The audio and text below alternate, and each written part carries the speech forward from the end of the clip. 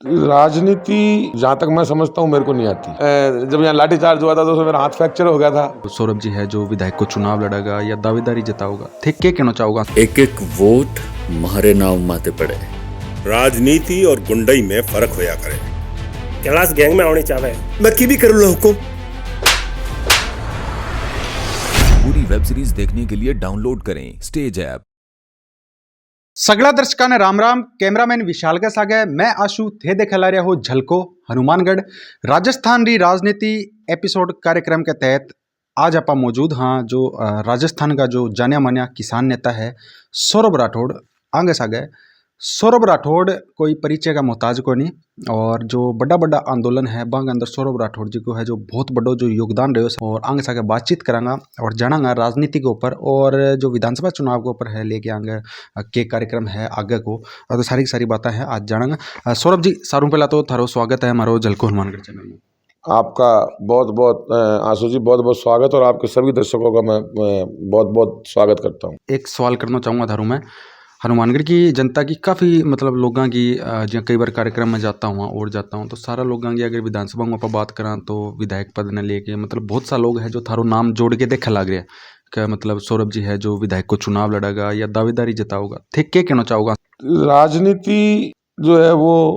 जहाँ तक मैं समझता हूँ मेरे को नहीं आती। हम तो संघर्ष करने वाले लोग हैं। गलत और अन्याय के खिलाफ लड़ना हमारे को बड़ी बेबाकी से आता है और वो जो है हमने निरंतर आज तक मैंने मेरे होश संभालने के बाद से लेकर के आज तक यदि अगर कहीं कोई किसी के साथ गलत हुआ है किसी के साथ अन्याय हुआ है या कहीं किसी के साथ हो रहा है और मेरे को उसका पता चला या मेरे पास में आकर के मेरे को अवगत करवाया हमारे साथ ये बुरा हुआ या ये गलत हुआ है तो निश्चित रूप से मैं हमेशा उस अन्याय के खिलाफ लगातार खड़ा रहा हूँ। चाहे हमारे हनुमानगढ़ की स्पिनिंग मिल को बंद किया गया 2015 में, श्रमिकों के हालात आपने देखे बिल्कुल। क्या हालात थे कि स्कूल से बच्चों को जो है वो उनके छुड़ा करके और उनसे जो है वो बाल श्रम कराने तक पर मतलब बिल्कुल हो गए थे। ये हालात हो गए थे जो है उस लड़ाई को लगातार लड़ते रहे। 4 साल तक सड़कों पर संघर्ष किया और बांकड़ा के अंदर चाहे पूरा हमारे बांकड़ा क्षेत्र में सिंचाई पानी के आंदोलनों की बात हो, जब हमारे इलाके की किसानी सिंचित पानी सिंचाई के पानी को लेकर के प्रभावित हुई, जब हमने जो है वो आवाज़ बुलंद करी, उस समय 4 साल जो है वो भारतीय जनता पार्टी की सरकार रही। उसके बाद में जब 3 साल जब सरकार बदली तब हमने जो है लगातार 3 साल प्रशासनिक गलियारों में बार बार मुख्यमंत्री जी को कहा और मैंने तो मुख्यमंत्री जी को निवेदन किया था। मैंने कहा साहब हमारे तो ये मजदूर हैं, गरीब लोग हैं, इनके घरों में पक्के चूल्हे जल जाएं और ये हमारे इलाके की विरासत स्पिनिंग मिल चल जाए तो मैं तो ये मानूंगा कि भी ये आपने जो है ये मेरे को बहुत बड़ा गिफ्ट दे दिया। सौरभ जी एक बात पूछना चाहूँगा मैं, स्पिनिंग मिल को आंदोलन बहुत लंबो चलियो और मेरा खुद की देखिए बात है, मैं भी टाइम पत्रकारिता शुरू करी ही मतलब लंबा टाइम थे, लाठियाँ भी खाई है, डंडा का निशान भी होगा शायद कि माड़ा मोटा है निशान जब यहाँ लाठीचार्ज हुआ था तो उसमें मेरा हाथ फ्रैक्चर हो गया था, पीठ में भी काफी चोटें लगी थी। सौरभ जी इतो लंबो आंदोलन चालियो भी के अंदर और अब जाके महज कुछ 4-5 महीना पहला मिल तो चालू को नहीं हुई लेकिन कर्मचारी है बन स्थायी कर दिया गया। कितना कर्मचारी स्थायी हुए? इसमें लगभग 317 लोग हनुमानगढ़ और गुलाबपुरा दोनों फैक्ट्रियों के मिलाकर के 317 श्रमिकों का जो है वो स्थायी समायोजन नगरीय निकाय में हुआ।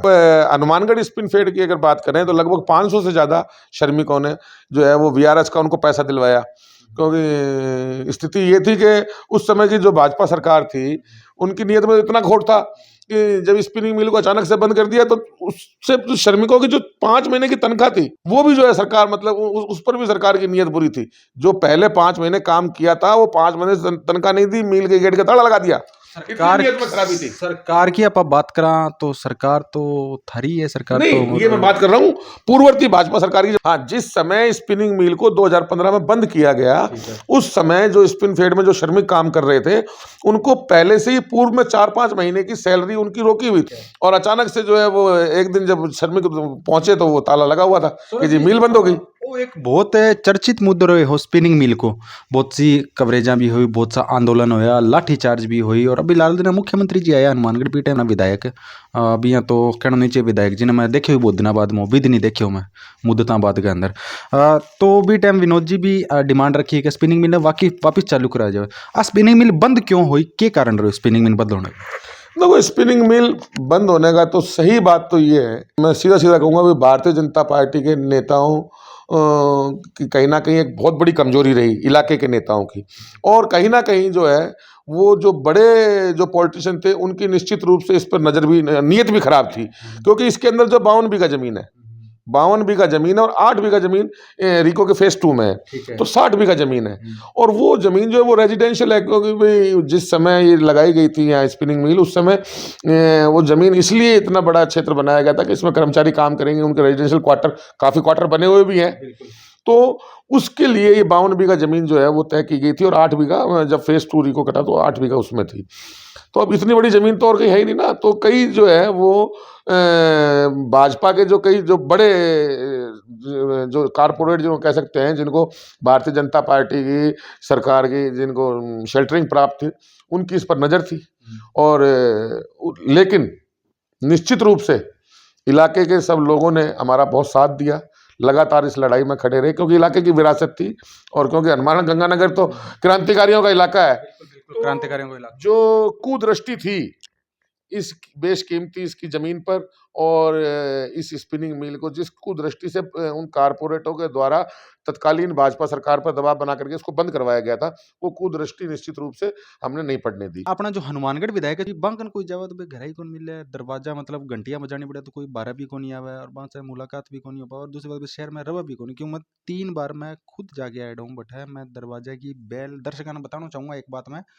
मैं कोई पार्टीबाजी कौन करूँ ना, तो मैं बीजेपी की तरफ हूँ बोलूंगा, ना मैं कांग्रेस की तरफ हूँ बोलूंगा, जो चीज है बा है। घरा का जाके बेल बजाई है आधी आधी घंटा, मैं और कैमरामैन विशाल आधी आधी घंटा इंतजार करियो, घंटियां बजाई वहां से मुलाकात करना खातर, इंटरव्यू करना खातर, लेकिन बांग घरों कोई बारह को नहीं आयो। ये तो चलो एक अगर पत्रकार के साथ यहाँ उसका, तो एक जो गरीब आदमी है, जो एक जरूरतमंद आदमी है, जी कोई छोटो मोटो काम हो तो वो तो करवाई किया लेगो सौरभ जी। मैं ये तो मतलब मेरे को समझ में नहीं आ रहा है कि मतलब भी इस तरह का जो आप बता रहे हो भी इस तरह का इंसिडेंट जो है वो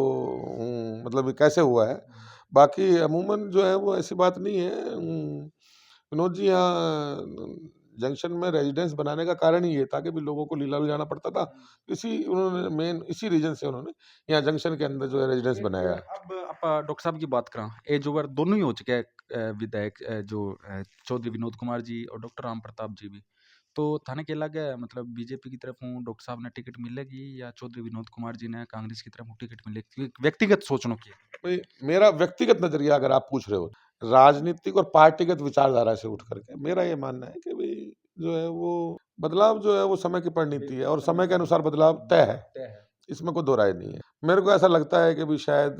जो है कहीं ना कहीं बदलाव का समय जो है वो नजदीक है। बदलाव का समय नजदीक है, पार्टी ने भी मतलब युवा वर्ग ने या कोई नया चेहरे ने मौका देना चाहिए। निश्चित रूप से भी आज अगर कोई यूथ मतलब अगर आते हैं तो उनमें नेचुरल बात है कि भी एक एज फैक्टर की बात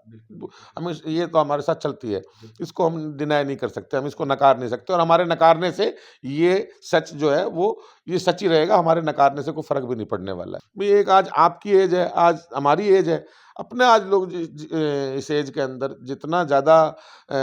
50 से जो नीचे की जो एज है 40, 42, 38, 35, ये जो एज है लगभग मेरा मानना है कि भाई अंडर 50 ये एज ऐसी है कि इसके अंदर काम करने का एक जज्बा, जुनून, जो सारी चीजें, और वो एक जो है वो एक मतलब पूरा उसको हम कहेंगे मतलब कूट कूट के भरा होता है।